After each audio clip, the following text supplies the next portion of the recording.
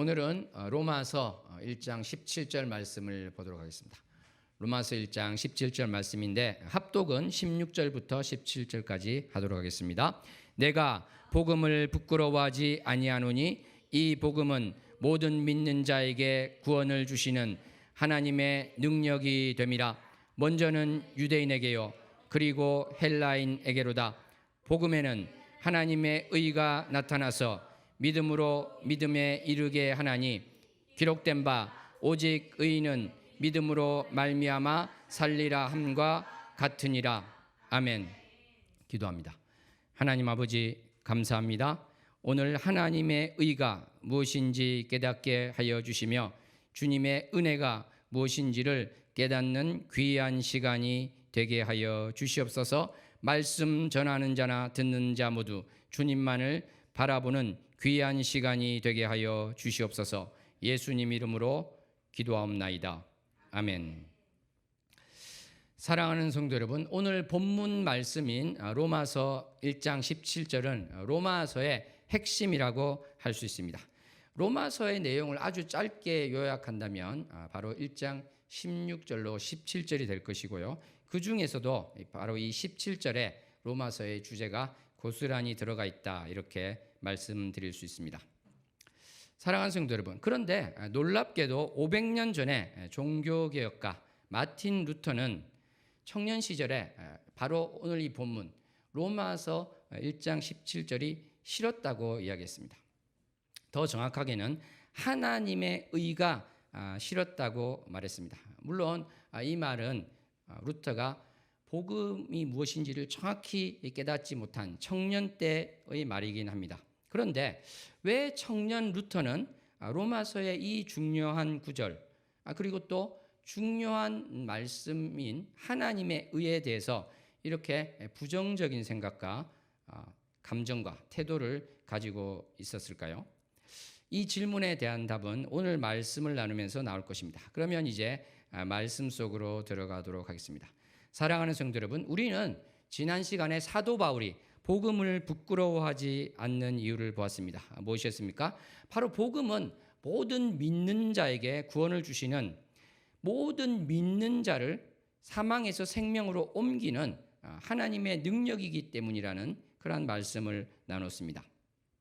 바로 그 하나님의 능력이 복음을 부끄러워하지 않는 이유라는 것인데요. 오늘 본문인 17절은 사도 바울이 복음을 부끄러워하지 않는 이유를 또 다른 표현으로 말하고 있다고 할 수 있겠습니다. 오늘 본문 말씀을 원문으로 보면은 왜냐하면이라는 말이 들어가 있습니다. 헬라어 갸르는 사실은 너무 자주 나오기 때문에 이렇게 번역을 안 하는 경우도 있지만 이 경우는 넣으면 좋을 것 같습니다. 16절도 마찬가지인데요. 제가 왜냐하면을 넣어서 16절로 17절을 봉독해 보겠습니다. 내가 복음을 부끄러워하지 아니하노니 왜냐하면 이 복음은 모든 믿는 자에게 구원을 주시는 하나님의 능력이 됨이라. 먼저는 유대인에게요 그리고 헬라인에게로다. 왜냐하면 복음에는 하나님의 의가 나타나서 믿음으로 믿음에 이르게 하나니 기록된 바 오직 의인은 믿음으로 말미암아 살리라 함과 같으니라. 아멘. 물론 이제 16절에 왜냐하면은 그 앞에 거 왜냐하면 이렇게 해도 상관은 없겠습니다. 그런데 이 왜냐하면 17절에 있는 왜냐하면은 바로 16절에 있는 하나님의 능력이라는 그것에 대한 이유로도 볼 수 있겠죠. 그렇지만 또 우리는 더 위에 있는 복음을 부끄러워하지 않는 이유로도 볼 수 있겠습니다. 이렇게 본다면 17절은 내가 복음을 부끄러워하지 않는데 왜냐하면은 복음에는 하나님의 의가 나타나 있기 때문이다, 이렇게 할 수 있는 것입니다. 사랑하는 성도 여러분, 그러면 복음을 부끄러워하지 않는 그 이유가 되는 하나님의 의라는 것은 도대체 무슨 뜻이겠습니까? 그리고 청년 루터는 이 하나님의 의를 어떻게 해석했길래 이 말씀을 싫어하게 되었을까요? 사랑하는 성도 여러분, 이 하나님의 의라고 할 때 가장 먼저 떠올리는 것은 아무래도 하나님의 공의다, 하나님의 정의라고 할 수 있겠습니다. 이 의라는 것만 하면 이것이 잘 떠오르지 않는데 정의라고 하면 좀 더 가깝게 떠오르겠죠. 실제로 이 법무부 이렇게 하거나 우리가 사법기관, 사법부 할 때 거기 있는 게 영어로는 justice 아닙니까? 그런데 이 말은 라틴어 유스티티아에서 온 말입니다. 그런데 그때는 이제 여신상이었죠. 정의의 여신이었다고 할 수 있습니다. 그러니까 지금도 가보면은 우리나라도 그렇지만 법원에 이 여신상이 있는 것을 보게 됩니다. 왼손에는 저울을 들고 있습니다. 편견 없이 공정하게 판결하겠다. 서구에 가보면은 이 여신상이 또 눈을 가리고 있기도 하죠. 천으로 눈을 가리고 있습니다. 편견 없이 하겠다. 그리고 오른쪽에는 칼을 쥐고 있는데 권위를 가지고 또 신속하고 최종적으로 판결한다. 이런 의미가 될 것입니다. 어쨌거나 이것이 지금까지 이어져서 법무부, Department of Justice, 이 Justice가 들어가 있는 것이죠. 그러니까 의라고 하면은 이러한 정의, 사법기관을 떠올리게 된다는 것입니다. 실제로 이 로마 신화가 왔던 그리스 신화를 보면은 이 여신이 또 디케라 되어 있습니다. 디케. 그런데 이 하나님의 의할 때 이 의가 디카이오 스이네가 됩니다. 그래서 디크라는 똑같은 어근을 가지고 있는 것이죠. 그러니까 이 루터가 하나님의 의라고 보았을 때 이 여기에서는 바로 공의의 하나님 그리고 순종을 요구하고 상과 벌을 주시는 심판자로서의 하나님의 의, 심판자이신 하나님 그분의 의다. 그것을 보았다는 것입니다. 공명전대한 판결을 내리시는 하나님을 보았다는 것이죠. 그런데 이 공명전대한 판결을 내리는 공의의 재판관이라면 어떠한 재판관을 말하는 것일까요? 어떤 범죄를 저지른 피고가 있다고 합시다. 그런데 만약에 재판장이 그 피고로부터 뇌물을 받고 무죄 선언을 하면 안 되겠죠. 그 피고가 친척이거나 잘 아는 사람이라고 해서 가벼운 형량의 선고를 해서는 안 될 것입니다. 그렇게 한다면 아무도 이 재판장을 공의롭다, 의롭다고 하지 않을 것입니다. 잠언 말씀 17장 15절이나 24장 24절에도 보면 악인을 의롭다고 하면 여호와께 미움을 받고 백성에게 저주를 받을 것이라고 말씀하고 계신 것입니다.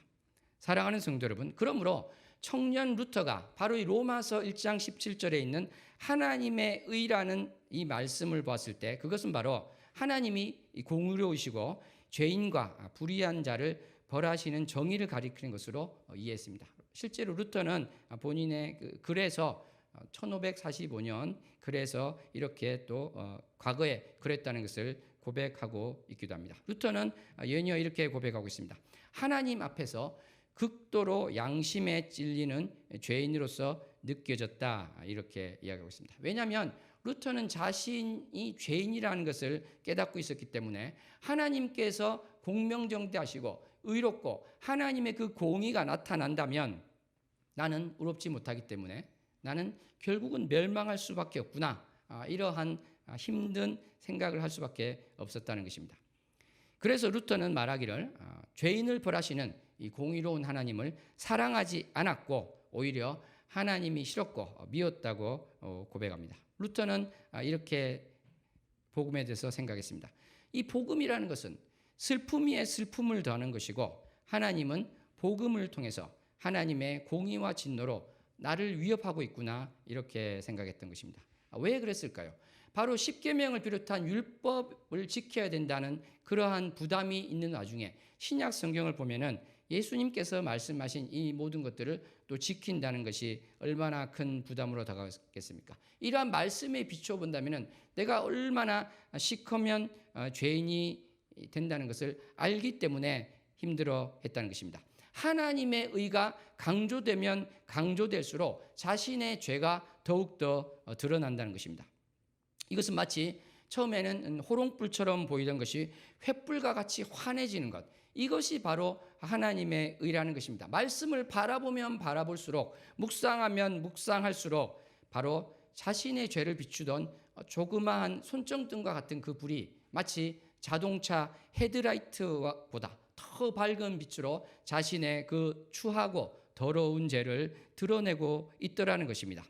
그래서 하나님의 의가 강조될수록 더욱 적나라해지는 자신의 죄 앞에서 부끄러워지고 두려워지고 공포심에 사로잡혔다는 것입니다. 왜냐하면 하나님은 공의로우시기 때문에 이렇게 죄 있는 자를 벌하시는 것이 바로 하나님이시고 의인을 건져주시는 것이 하나님이시기 때문에, 그런데 나는 전혀 의인이 아니기 때문에 힘들었다는 것입니다.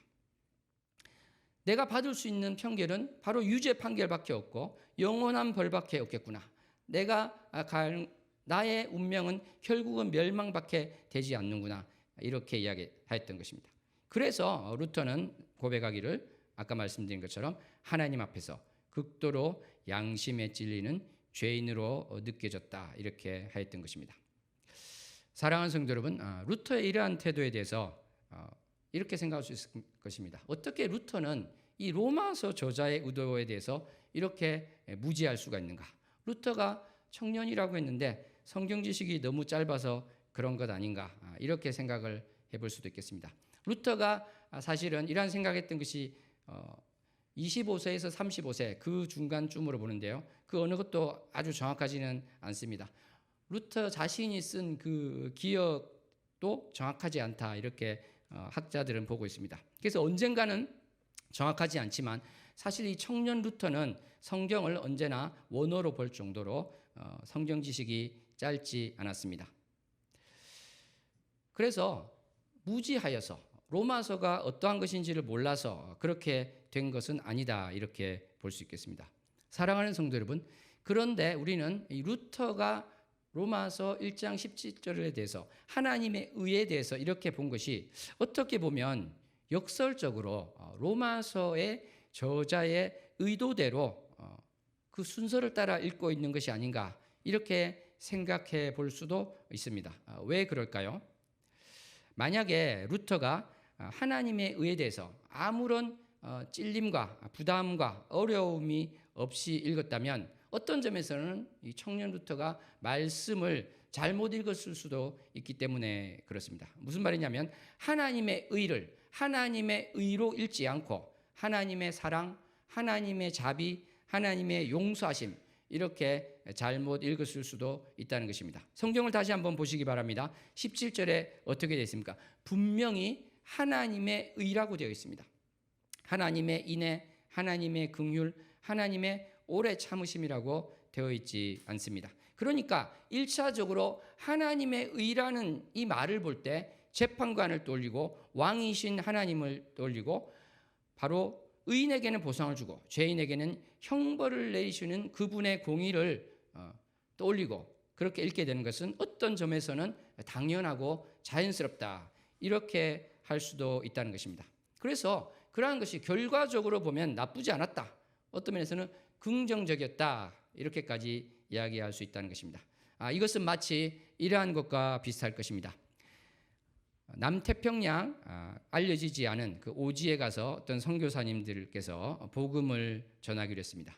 그 오지의 말을 몰라서 4년 동안 그 종족의 말을 배웠습니다. 그 부족의 말을 배운 후에 이제 신약 성경을 하나하나 매일매일 가르쳤던 것입니다. 그렇게 그림도 그려가면서 바로 복음서에 있는 그 내용을 계속 가르쳐 나갈 때 어느 날 드디어 예수님께서 십자가에 달려서 죽으신 이야기까지 전하게 되었습니다. 그런데 시간 관계상 다 그 이후에 부활까지 전하지는 못하고 그날 저녁에 예수님께서 십자가에서 죽으신 것까지만 전하고 그 성경 공부 모임을 마쳤다고 합니다. 모두들 슬프고 무거운 마음으로 집으로 돌아갔습니다. 왜냐하면 이분들은 복음에 대해서 처음 듣기 때문에 십자가 이후에 무슨 일이 있었는지 전혀 모르고 있었기 때문에 그렇습니다. 그런데 그 중에 한 명은 집에 가지도 않고 바로 그 예배당에 앉아서 눈물을 흘리며 계속 밤을 새서 슬퍼하고 있었다고 합니다. 왜냐하면 자기가 너무 좋아하던 이야기를 듣고 있는 그 예수님께서 죽으셨다는 것이 십자가에서 죽으셨다는 것이 너무나 큰 슬픔이었기 때문에 그랬던 것입니다. 이렇게 밤을 하얗게 지샌 그 성도가 있었는데요. 그 다음 날 어떤 말씀이 전해졌겠습니까? 바로 부활하신 예수님에 대한 이야기가 전해졌습니다. 모두들 일어나서 환호하고 펄쩍펄쩍 뛰며 기뻐했습니다. 밤새 눈물로 지새웠던 그분은 또 얼마나 큰 기쁨이 있었겠습니까? 사랑하는 성도 여러분, 이처럼 예수님의 부활 소식을 접할 때 가장 생동감 있고 가장 살아있고 진정한 감격과 기쁨으로 접한 사람들은 바로 예수님의 십자가에서 죽으심과 부활 사건을 처음 듣는 그 남태평양의 원주민 같은 사람들이었을 것입니다. 예수님에 대한 슬픔이 큰 만큼 다시 살아나신 예수님에 대한 그 기쁨, 이것은 정말 우리가 상상하지 못할 만큼 컸을 것입니다. 사랑하는 성도 여러분, 바로 이것입니다.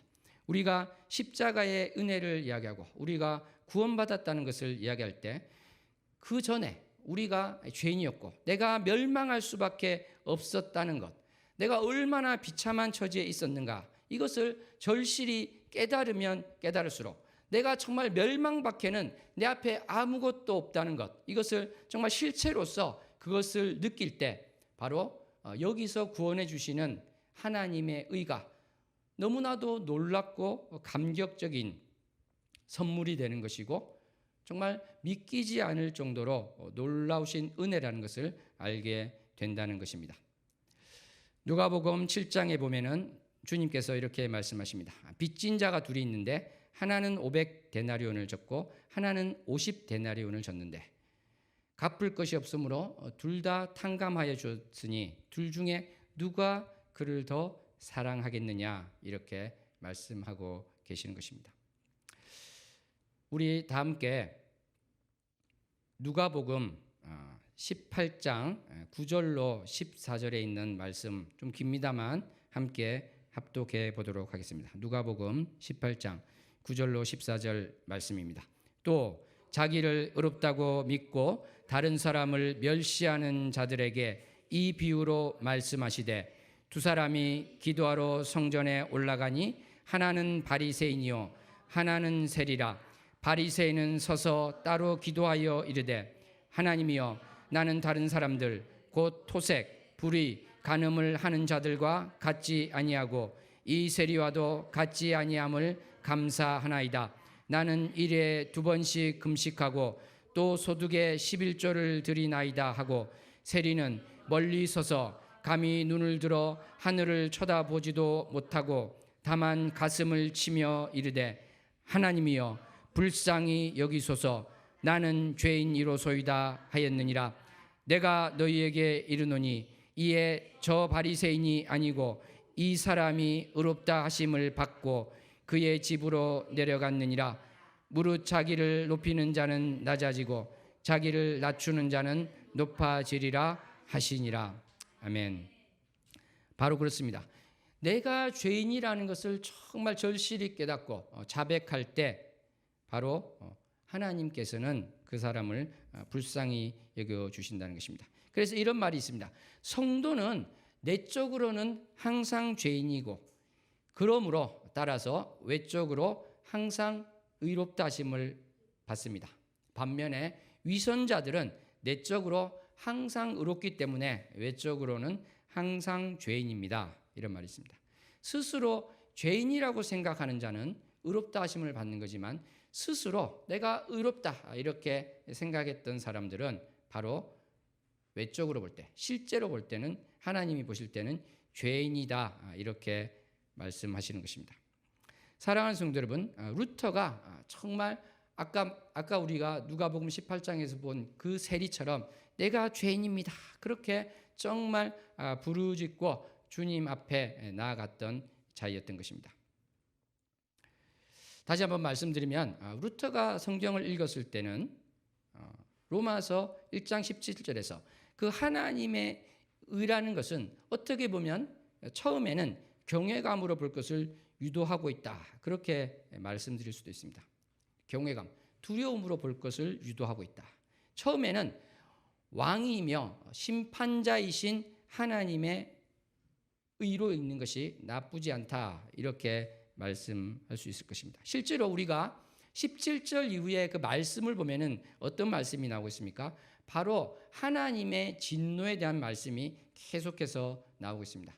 죄에 대한 목록이 자세히 열고되고 있습니다. 1장이 끝나면 2장에도 그렇고 3장에도 20절에 이를 때까지 하나님의 진노, 죄 지은 자들에 대한 심판, 율법이 있든 없든 짓고 있는 죄에 대한 그 고발이 계속해서 나오고 있는 것입니다. 그러니까 이 하나님의 의를 보면서 그 이후에 연결되는 하나님의 진노와 심판이 나오는 것은 어떻게 보면 자연스럽다, 이렇게까지 말할 수 있는 것입니다.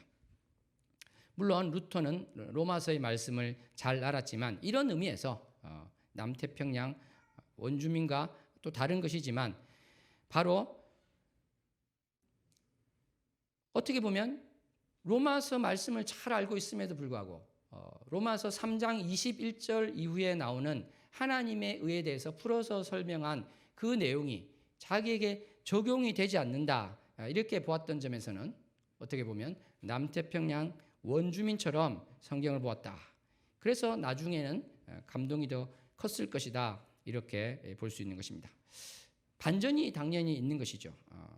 어떤 이야기에서 극적인 반전이 일어나려면 어떻게 되겠습니까?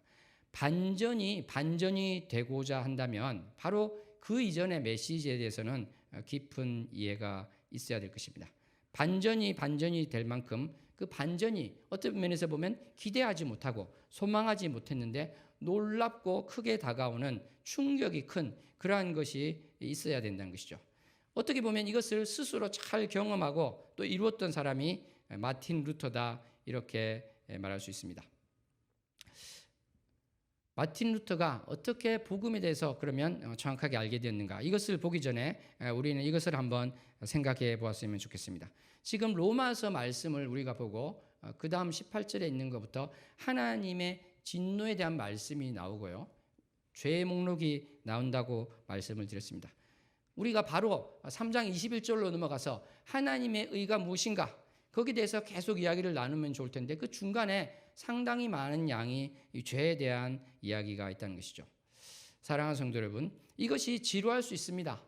나의 죄에 대해서, 나의 과거의 죄에 대해서 그러한 것들을 계속 쳐다보고 거기에 대해서 하나하나 알아가고 그것이 지루할 수 있고 어떻게 보면 마음에 들지 않을 수도 있습니다. 하지만 저는 어떻게 보면 루터가 보았던 그런 것처럼 나의 죄에 대해서 한번 되돌아보는 그러한 시간을 가졌으면 좋겠습니다. 그래서 정말 내가 이런 죄인이었지, 내가 이런 죄를 가지고 있지, 그래서 멸망하는 것이 너무나 당연하고 멸망 외에는 아무리 내가 노력해도 벗어날 수 없는 비참한 처지에 있었지, 이것들을 좀 더 깊이 깨닫는 귀한 몇 주간이 되기를 소원합니다. 대신에 또 성도 양육 과정이 있으니까 어떻게 보면 로마서 3장 21절 이후에 나오는 이야기를 우리는 또 나눌 수가 있을 것입니다. 그래서 함께 수레의 두 바퀴처럼 갈 수 있다, 이렇게 저는 생각이 됩니다. 사랑하는 성도 여러분, 이렇게 로마서 1장 17절을 그토록 싫어하고 하나님의 의라는 말을 싫어하고 하나님을 원망하던 루터가 대반전을 이루어내게 됩니다. 루터는 이렇게 고백했습니다. 전에 싫어했던 하나님의 의라는 말이 가장 달콤한 말이 되었고 전에 싫어한 만큼 그만큼 사랑으로 찬양하게 되었다. 사도 바울의 이 구절은 나에게 천국의 문, 낙원으로 가는 문이 되었다, 이렇게 고백을 하였던 것입니다. 어떻게 이것이 가능했을까요? 루터는 바울에게 계속 질문을 던지면서 이 1장 17절이 무엇을 의미하는지 알고 싶어 하였다고 합니다. 루터는 밤낮으로 로마서 1장 17절을 묵상했다고 합니다. 사랑하는 성도 여러분, 우리도 이러한 루터처럼 정말 말씀에 대해서 또 끈질기게 내가 이해하지 못하는 것, 하나님의 뜻을 찾고자 하는 것에 대해서 끈질기게 묵상할 수 있으면 좋겠습니다. 성경에 있는 그 하나님의 말씀을 끈질기게 읽고 묵상하고 매달리고 주님 은혜를 내려주시옵소서, 가르쳐 주시옵소서, 이렇게 매달릴 수 있는 저와 여러분 모두 되기를 소원합니다. 이렇게 밤낮으로 묵상할 때 하나님의 자비, 하나님의 긍휼로 루터는 이 말씀의 문맥에 주목하게 되었습니다. 그래서 사도 바울이 말하는 이 하나님의 의는 심판하고 벌 주시는 의가 아니라 바로 하나님의 선물로서 믿는 자들에게 주시는 그러한 의미에서 하나님의 의를 말씀하시고 있다는 것을 깨닫게 되었습니다. 루터는 한순간에 자신이 다시 태어났다고 느껴졌다고 했습니다. 열린 문을 통해서 진정으로 낙원에 들어갔다고 느껴졌다고 했습니다. 루터는 또한 성경 전체가 전혀 다른 시각으로 보였다, 이렇게 고백을 했습니다. 사랑하는 성도 여러분, 이렇게 새로운 통찰로 삶의 완전한 전환점을 이룬 루터가 깨달은 하나님의 의는 무엇이 되겠습니까? 이것은 우리가 로마서 3장 21절 이후에 좀 자세히 다루겠는데요. 오늘은 로마서 3장 21절로 26절을 이것도 좀 길지만 합독해 보도록 하겠습니다. 로마서 3장 21절로 26절 말씀입니다.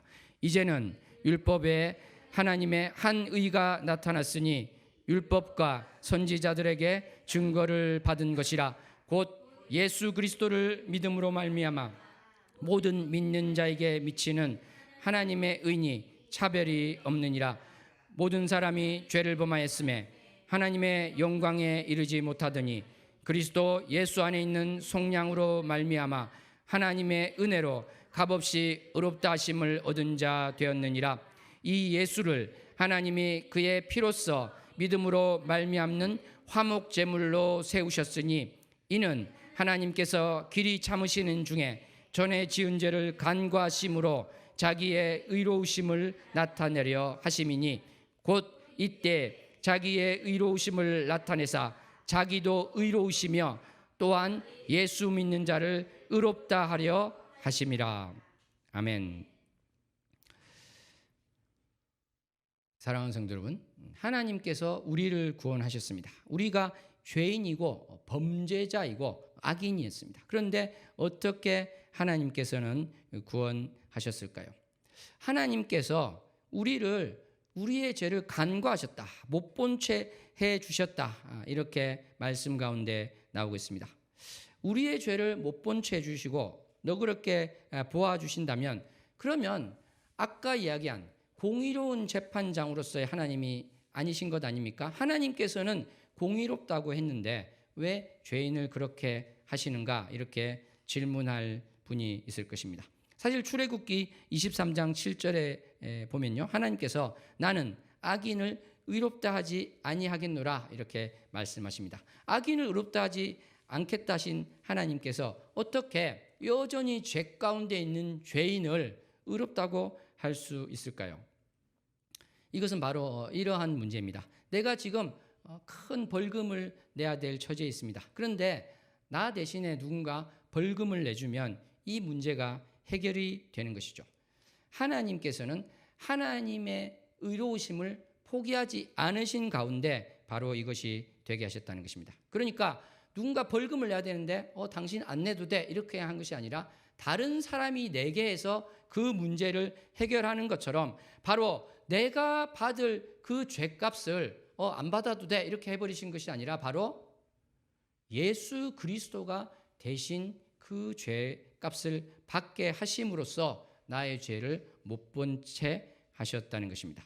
다 함께 갈라디아서 3장 13절 말씀 합독합니다. 그리스도께서 우리를 위하여 저주를 받은 바 되사 율법의 저주에서 우리를 속량하셨으니 기록된 바 나무에 달린 자마다 저주 아래에 있는 자라 하였습니다. 여기서 이것을 원문으로 보면은 그리스도께서 우리를 위하여 저주가 되셨으니 이렇게 되어 있습니다.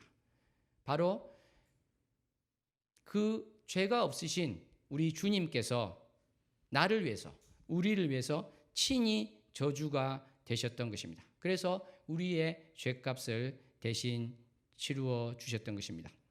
고린도후서 5장 21절 말씀 합독합니다. 하나님이 죄를 알지도 못하신 이를 우리를 대신하여 죄로 삼으신 것은 우리로 하여금 그 안에서 하나님의 의가 되게 하려 하심이라. 여기서 죄로 만들었다, 이렇게 되어 있습니다. 원어를 보면. 그러니까 예수님을 죄로 만들어서, 그래서 하나님의 의가 이루어지게 하셨다는 것입니다. 그냥 못 본 채 하는 것이 아니라, 나의 죄에 대해서 그냥 없었던 걸로 하는 것이 아니라 바로 예수 그리스도가 화목 제물이 되고 나의 죄를 지시고 죽으심으로 말미암아 그것을 통해서 하나님께서 우리를 건져 주셨다는 것입니다. 그렇기 때문에 십자가의 이 구원이라는 그 주님의 그 일은 하나님의 공의와 하나님의 은혜가 가장 깊은 수준에서 연합되어 있다, 이렇게 말씀드릴 수 있는 것입니다. 하나님의 공의와 하나님의 사랑이 가장 깊은 수준에서 연합되어 있는 것이다, 이렇게 우리는 말씀할 수 있는 것입니다. 그렇게 우리는 또 고백할 수 있는 것입니다. 사랑하는 성도 여러분, 이 하나님께서 여전히 죄인인 나를 예수님의 대속으로 말미암아 의롭다고 하신 것, 이것이 너무나 중요한 부분이 됩니다.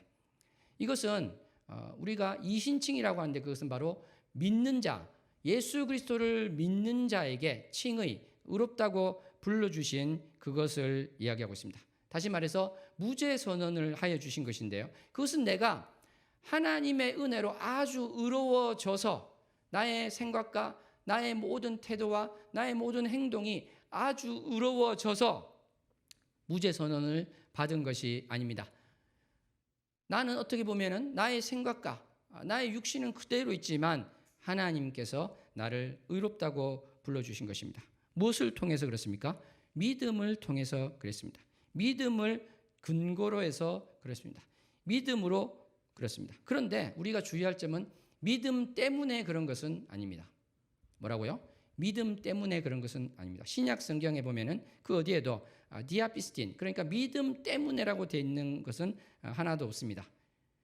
믿음을 통해서 됐고, 그렇지만 바로 은혜에 의해서 됐다, 이것을 바로 우리는 고백할 수 있을 것입니다.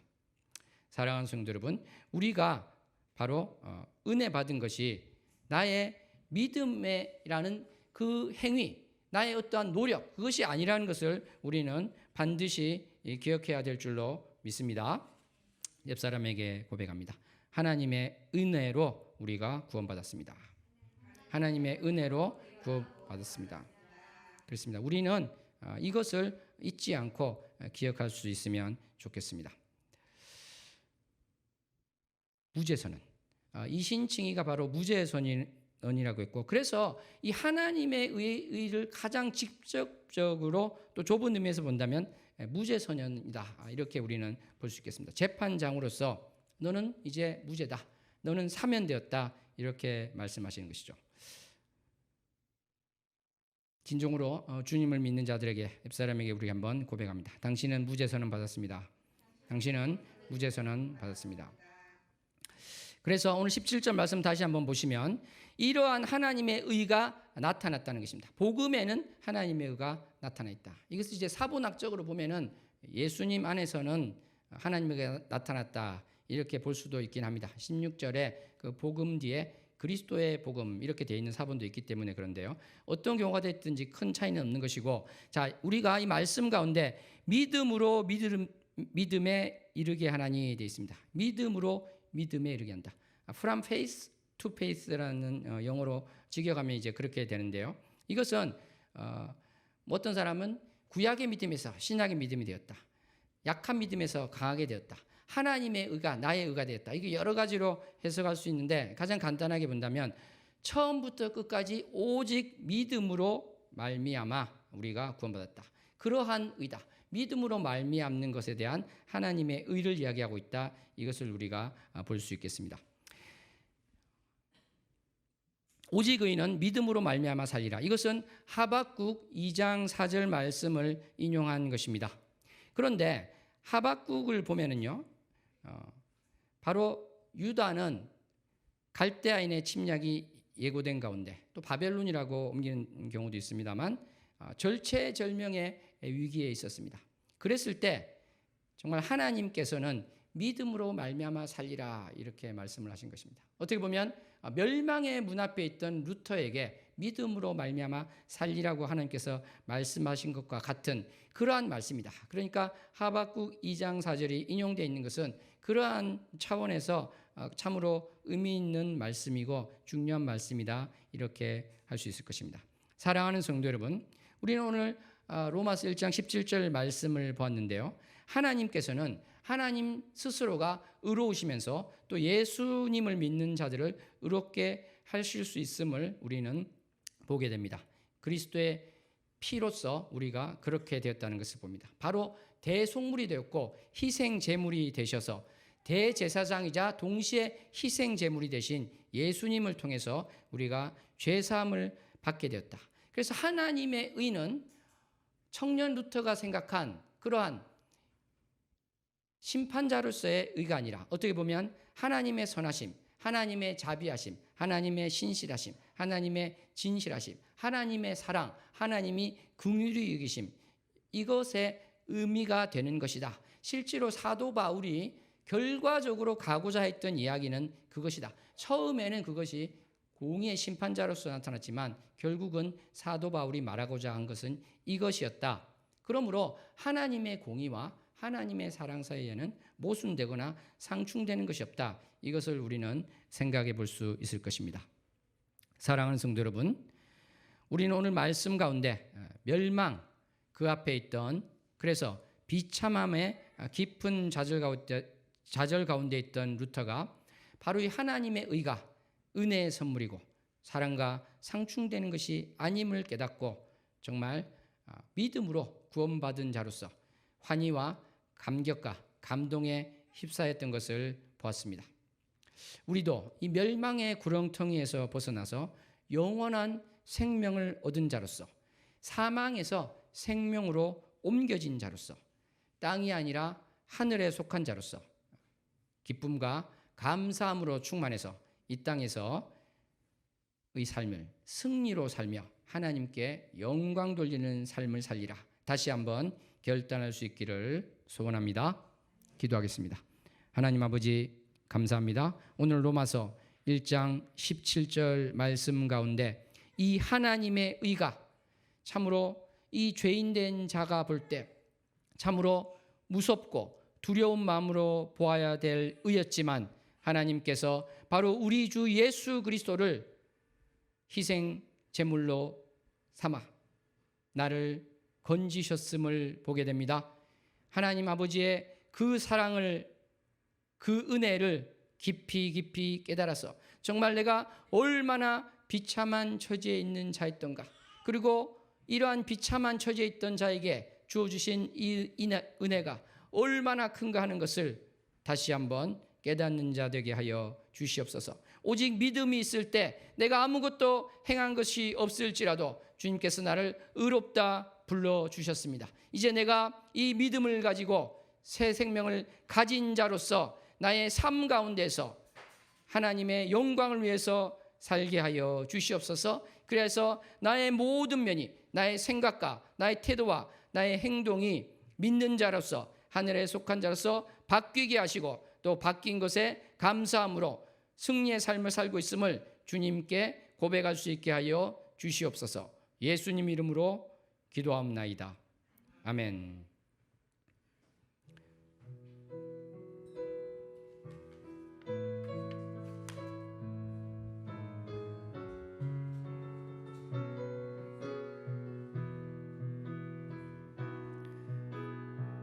세상 흔들리고 사람들은 변하여도 나는 주를 섬기리.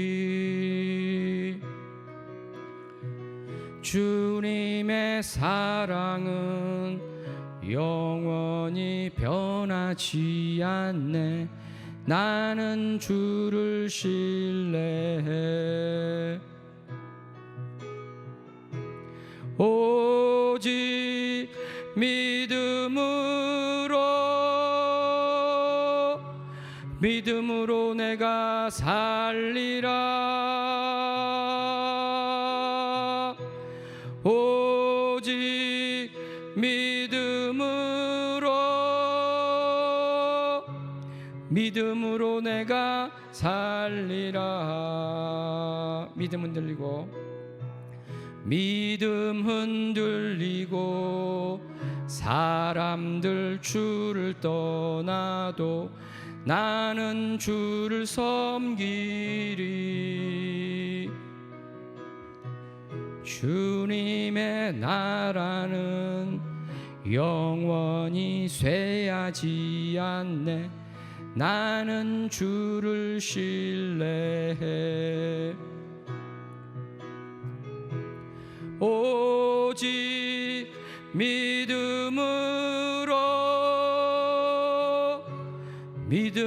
내가 살리라. 오직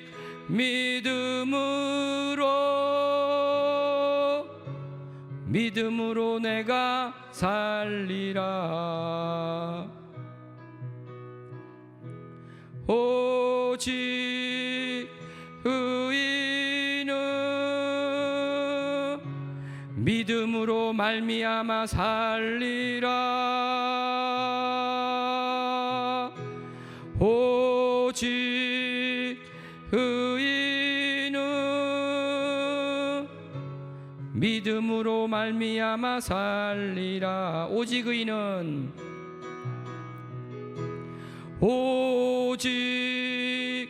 의인은 믿음으로 말미암아 살리라. 오직 의인은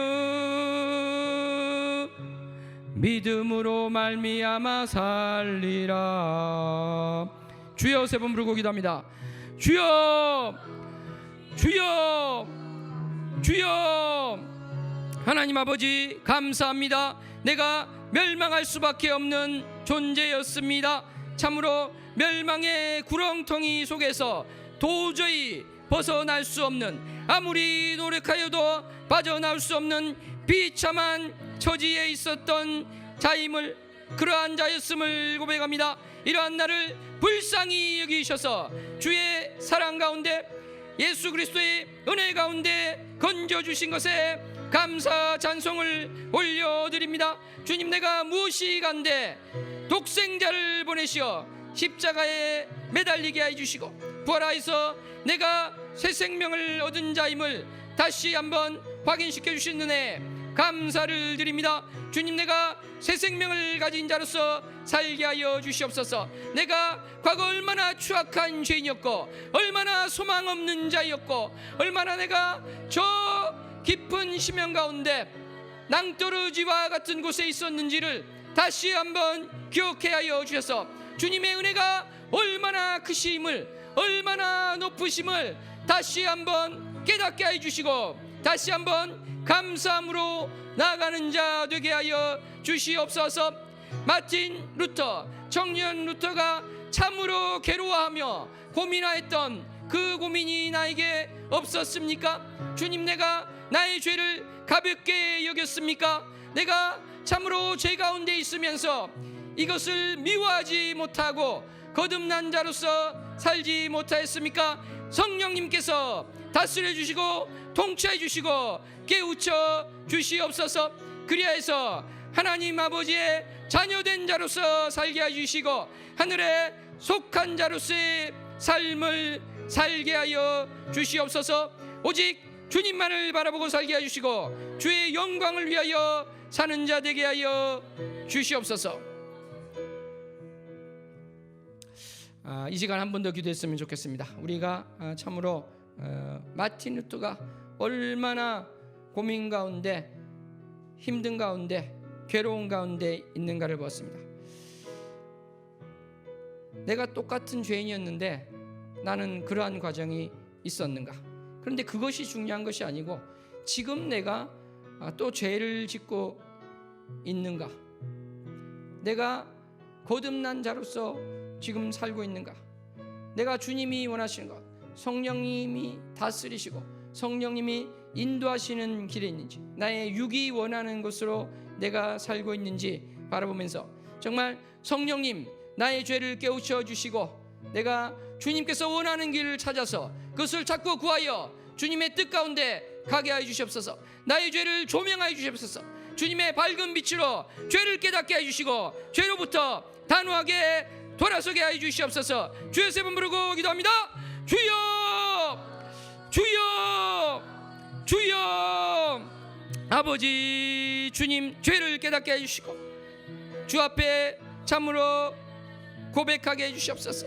아버지 주님, 방언으로 기도할 분은 방언으로 기도하셔도 되겠습니다.